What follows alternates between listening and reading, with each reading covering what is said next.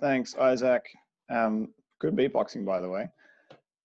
Today, we are going to get into the second session on our little series of how to read Old Testament narrative. Today, we're going to look at finding the big theme and the purpose of an Old Testament book or passage. These can both help us understand the book as a whole and also each individual story within the book. So we're going to talk first about the purpose, and then we'll talk about the big theme. So first of all, purpose. Every book in the Bible is written with a purpose. This is something that God and the human author wants the reader to get out of the passage. Now, a book is going to have an overall purpose, and then every smaller section within the book or every story is going to have its own little purpose. And the purpose of these smaller sections or stories actually contributes to the overall purpose. It's a little bit like filling up a bucket of water. If you think of the big overall purpose as being like a 10-litre bucket, every small section or story might contribute a cup worth of water to that overall purpose. Now, sometimes the purpose of a book or of a smaller section or story is actually explicitly stated.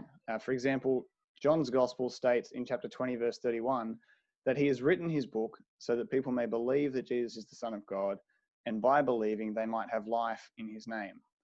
Now, if the author gives you a purpose statement like that, you need to take note of it because they're giving you the reason why they've written this. Sometimes, though, you have to work a bit harder to figure out the purpose of the book or of the story. And so here's a couple of things that can help you to do that. First of all, channel your inner 3-year-old and ask the question, why? Why is this story included in the book? And why do I need to know this? And secondly, the book's big theme will help. And that's the second thing that we're going to talk about today. So let's think about the big theme. This is the central or the key theme or idea or topic of the book. It'll be repeated many times and in various different ways throughout the book.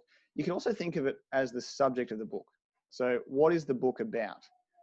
For example, the book of Exodus, this is a book about God bringing his people out of slavery. Or the book of Daniel, this is a book about two cities, about Jerusalem and Babylon. Now, finding the big theme of a book is pretty simple, but it requires time because you need to read the whole book over and over again. You need to read it for the big picture, read it for the details, and then read it again to see how those details actually fill out the big picture.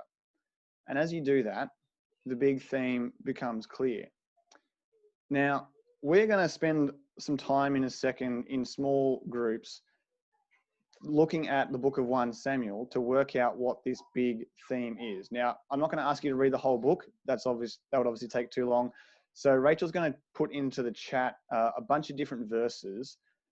These verses, if you just read 2 or 3 of them in your small group, it should be fairly obvious because I've handpicked them, what the big theme of the book is.